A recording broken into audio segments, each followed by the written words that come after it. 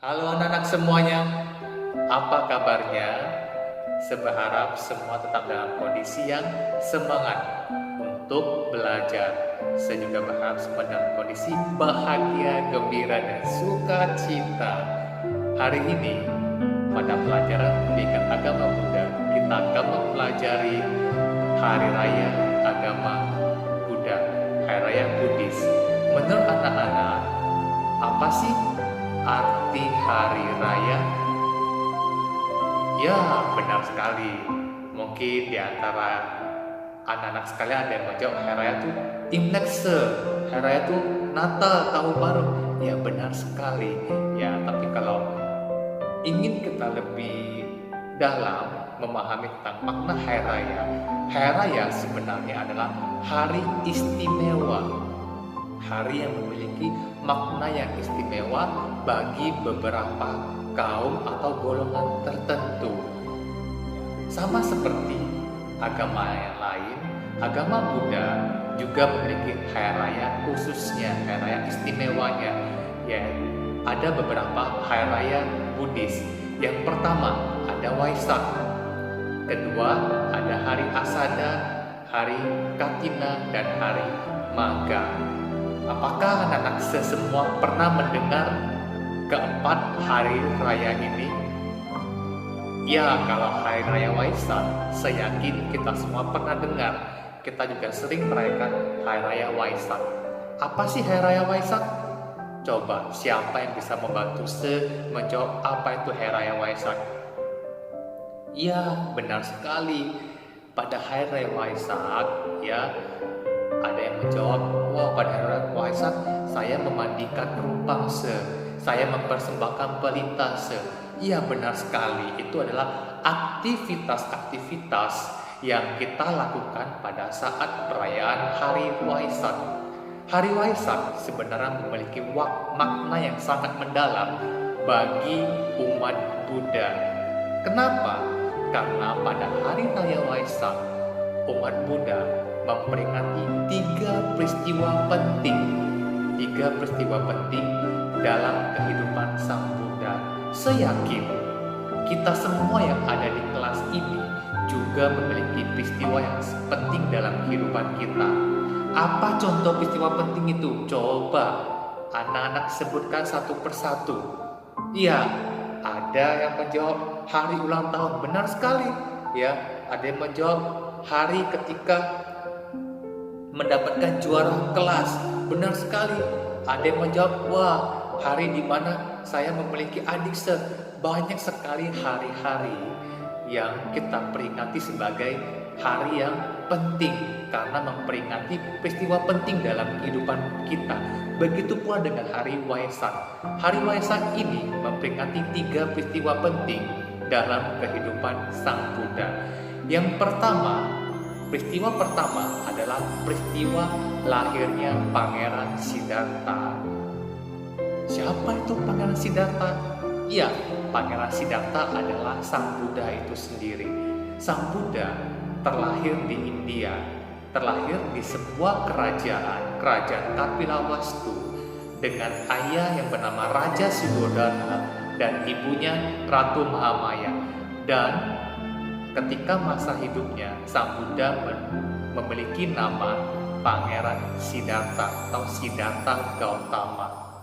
Jadi, peristiwa pertama yang kita peringati pada hari raya Waisak yaitu adalah peristiwa lahirnya Pangeran Siddhartha. Peristiwa kedua adalah hari di mana Pangeran Siddhartha mencapai Buddha. Ya, jadi pada saat itu Pangeran Siddhartha Gautama, ketika beliau sudah dewasa, beliau merasa kehidupannya tidak memiliki makna. Dia merasa hampa, merasa hidup manusia itu penuh dengan penderitaan. Maka Pangeran Siddhartha memutuskan untuk meninggalkan istana dan mencari kebahagiaan. Awalnya beliau bertapa di bawah, bertapa menyiksa diri, tidak makan, tidak minum, kena jemur sinar matahari, kena guyur hujan untuk mencari kebahagiaan. Tapi berselang beberapa waktu, setelah bertambah beberapa waktu, Pangeran Siddhartha tidak mendapatkan kebahagiaan. Hingga pada suatu hari, beliau mendengarkan para pemain musik yang menyanyikan sebuah lagu yang isi syairnya berupa tentang senar kita, yang jika diikat terlalu ketat akan putus. Namun jika senar itu dibuat terlalu longgar, maka nada yang keluar tidak akan bagus, tidak akan tepat. Begitu pula dengan hidup manusia. Jika terlalu ekstrim, terlalu kejam menyiksa diri, manusia tidak akan menemukan arti kebahagiaan sesungguhnya. Begitu sebaliknya, jika manusia hanya tahu berpesta pora, menikmati kemewahan, manusia juga gak akan mengerti arti kebahagiaan. Disitulah Pangeran Siddhartha menyadari makna hidup manusia sesungguhnya. Dan akhirnya beliau dari sana mulailah bermeditasi dan akhirnya mencapai kebudahan. Jadi mencapai kebudahan di sini, Pangeran Siddhartha belum meninggal, ya, belum wafat.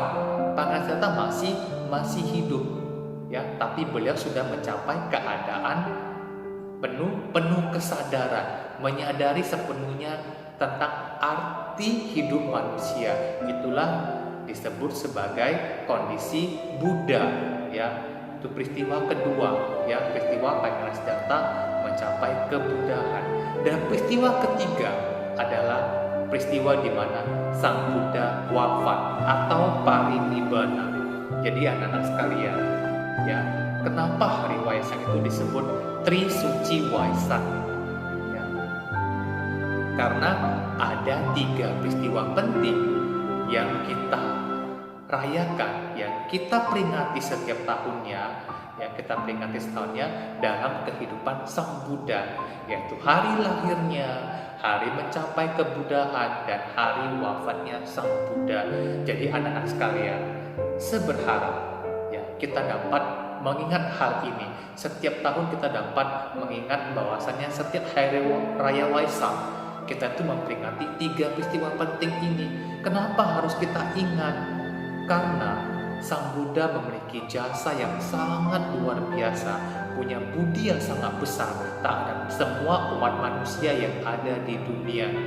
Kita sampai hari ini bisa mempelajari agama Buddha, bisa mendalami agama Buddha, bisa mempraktekkan kebaikan-kebaikan Sang Buddha, itu berkat Sang Buddha yang dengan penuh ketulusan, dengan penuh tanggung jawab, ya, beliau dari satu daerah ke daerah lain menyebarkan ajaran Buddha. Jadi anak-anak sekalian, seberharap kita semua tidak melupakan budi jasa Sang Buddha dengan cara memperingati hari Tri Suci Waisak setiap tahunnya. Terus apa saja yang kita lakukan saat Waisak? Bagaimana cara kita merayakannya? Ya, tentu dengan cara berbakti puja, ya, dengan cara berbakti puja kepada Sang Buddha. Di mana? Tentu saja di vihara. Di vihara kita bisa mengikuti kebaktian Waisak, mengikuti prosesi-prosesi Waisak, dan yang paling penting bukan prosesinya, bukan perayaannya, tapi adalah hati kita, ya. Bagaimana hati kita itu bisa menyadari kebaikan-kebaikan Sang Buddha. Bagaimana hati kita bisa menyadari betapa pentingnya ajaran Sang Buddha dalam hidup kita, ya. Kita mengikuti kebaktian sambil kita mengenang kembali kebaikan-kebaikan Sang Buddha.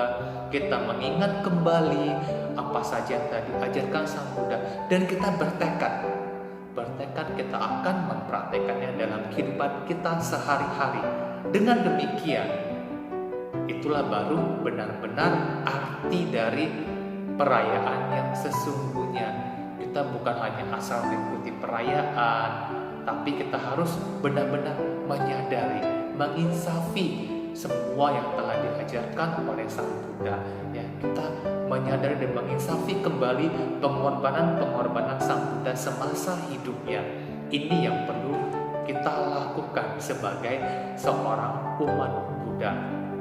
Baiklah anak-anak saya yang tercinta, hari ini saya menjelaskan sampai di sini. Untuk 3 hari raya lainnya akan kita pelajari bersama-sama di pertemuan selanjutnya. Oke anak-anak, sampai jumpa di pertemuan selanjutnya.